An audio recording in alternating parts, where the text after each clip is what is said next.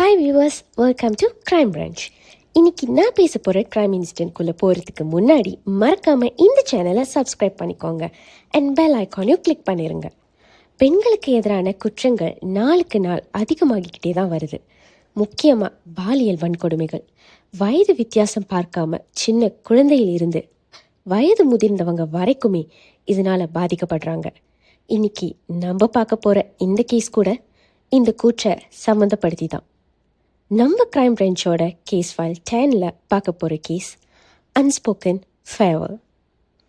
12 April 1987 Jalan Ipoh, Kuala Lumpur, Malaysia.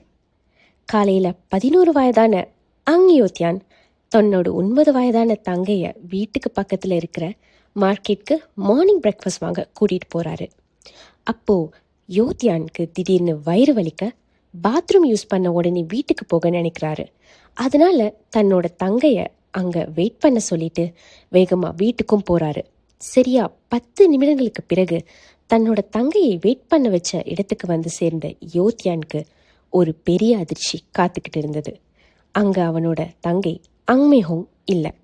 பதட்டமான யாவ் உடனடியாக அவனோட அம்மா அப்பா கிட்ட இந்த விஷயத்த சொல்லி அவங்களோட ஹோங்கை தேடவும் ஆரம்பிக்கிறான். அந்த ஏரியாவில் யோவின் அப்பா ஒரு ஃபுட் ஸ்டால் நடத்திட்டு இருக்கிறதால அங்கே உள்ள எல்லாருமே அவங்க குடும்பத்திற்கு நல்ல பழக்கம். அந்த ஏரியா மக்களோட சேர்ந்து அங்மேஹோங்கிற்கான தேடுதல் வேட்டை 3 மணி நேரங்களுக்கு நீடிக்குது. அப்போது அந்த இடத்துல இருந்து கொஞ்சம் தூரத்தில் இருந்த ஒரு கைவிடப்பட்ட வீட்டுக்கும் போய் தேடி பார்க்குறாங்க. அப்போது அந்த தேடுதல் கூட்டத்தில் இருந்த அங்மேஹோங்கின் அம்மா யோங்யோக்சின் அந்த வீட்டுக்குள்ளே இருந்த ஒரு காட்சியை பார்த்து அங்கேயே அதிர்ந்து போகிறாங்க.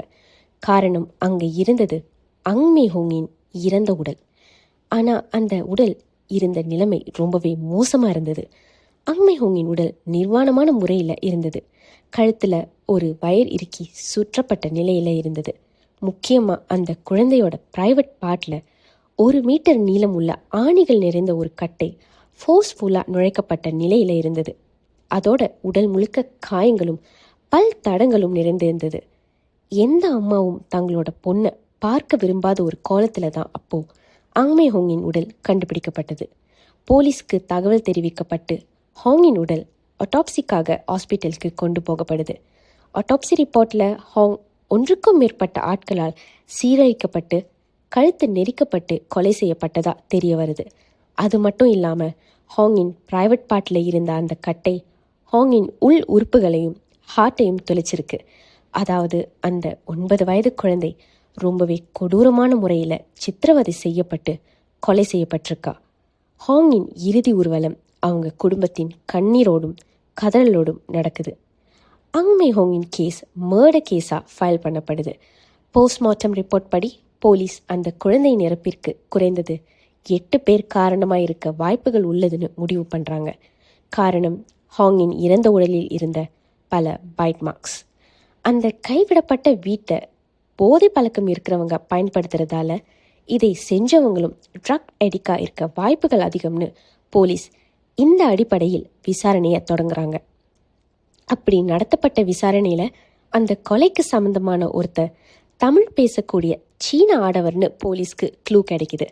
அதே நேரத்தில் போலீஸ் இந்த கேஸ் தொடர்பான பப்ளிக் விட்னஸஸ் இருந்தால் போலீஸ்க்கு தகவல் சொல்ல முன்வர கோரிக்கை வைக்கிறாங்க. காரணம், இந்த சம்பவம் பட்ட பகலில் நடந்ததால் நிச்சயம் ஏதாவது விட்னஸ் மூலம் க்ளூ கிடைக்கும்னு நம்பினாங்க.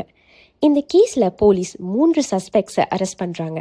அவங்களோட டென்டல் ப்ரொஃபைல் மூலமாக பிளாஸ்டர் டென்ச்சர்ஸ் உருவாக்கி ஹாங்கின் இறந்த உடலில் இருந்த பல் தடங்களோட மேட்ச் பண்ணுறாங்க. ஆனால் அது மேட்ச் ஆகலை மற்றும் அந்த 3 சஸ்பெக்ட்ஸ்க்கு எதிராக போதைய ஆதாரங்கள் இல்லாதனால விடுவிக்கப்படுறாங்க.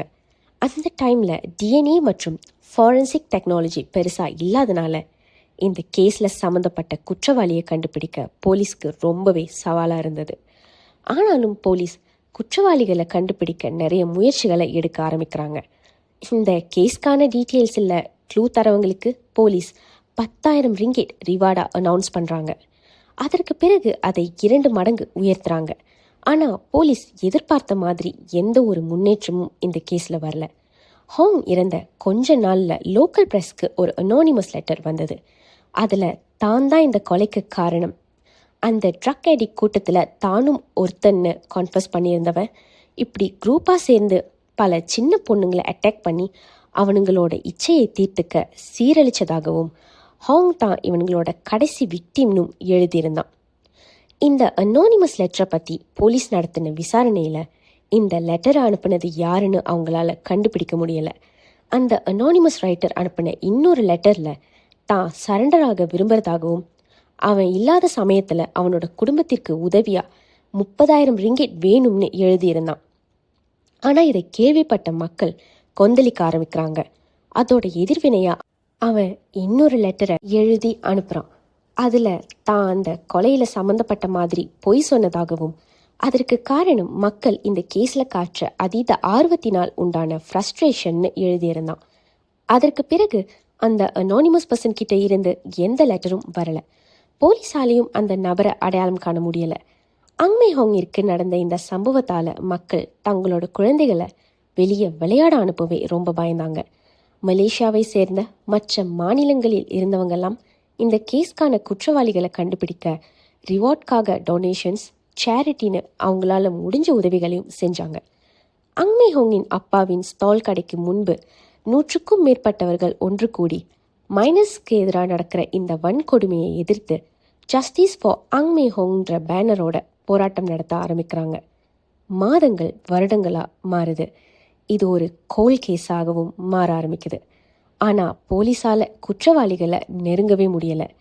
இதற்கு இடையில் 16 ஆகஸ்ட் 1988 அங் யோங் தியான், அதாவது அங்மே ஹோங்கின் அண்ணன், லிவர் டிசீஸால் தன்னோட 12 வயதில் இறந்து போகிறாங்க. அங்மே ஹோங் இறந்து 20 வருடங்கள் கழித்து அவங்களோட குடும்பத்தினர் குற்றவாளிகள் சட்டத்திற்கு முன்பாக நிறுத்தப்படுவாங்கன்னு நம்பினதாகவும், ஆனால் நாட்கள் போக போக விதிவிட்ட வழியில் இந்த கேஸ் போகட்டும்னு விட்டுட்டு அங்மே ஹோங் இறந்த கவலையோட வாழ பழகிக்கிட்டதா சொல்லியிருக்காங்க.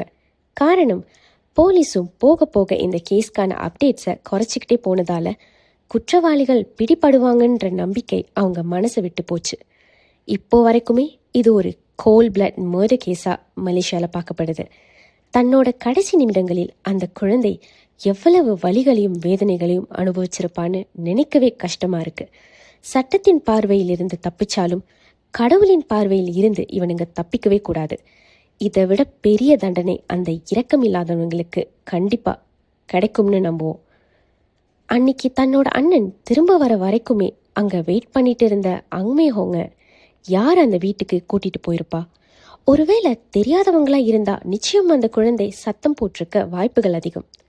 ஒருவேளை நல்லா தெரிஞ்ச நபரை நம்பி தான் அங்கே போனாங்களான்னு, இல்லை வேற ஏதாவது காரணமானு இதில் சம்மந்தப்பட்ட அந்த குற்றவாளிகளுக்கும் அங்மே ஹோங்கிற்கு மட்டும்தான் தெரியும். ஸோ முடிஞ்ச வரைக்கும் பேரண்ட்ஸ் உங்களோட குழந்தைகளை உங்கள் கண் பார்வையிலே வெளியே விளையாட விடுங்க. தனியாக அவங்கள வெளியே அனுப்புவதை தவிர்த்துட்டு பேசிக் சேஃப்டி ப்ரிகாஷன்ஸ் சொல்லி கொடுங்க. தெரிஞ்ச இல்லை தெரியாத நபர் யார் வந்து கூப்பிட்டாலும் அம்மா அப்பா சொல்லாத வரைக்குமே அவங்கள நம்பி எங்கேயும் போகக்கூடாதுன்னு மனசில் பதிய வைங்க. சில நேரத்தில் தெரியாதவங்களை விட நல்லா தெரிஞ்சவங்களால கூட ஆபத்துகள் ஏற்படலாம். நம்ம நம்பிக்கை வட்டத்தை ரொம்பவே குறுகிய நிலையில் வைக்கிறது எவ்வளவு முக்கியம்னு குழந்தைகளுக்கு புரியணும். ஸோ வியூவர்ஸ், இன்னைக்கு வீடியோ எப்படி இருந்துச்சுன்னு மறக்காமல் கமெண்ட் பண்ணுங்கள். நெக்ஸ்ட் வீடியோவில் மீட் பண்ணலாம். Till then, goodbye.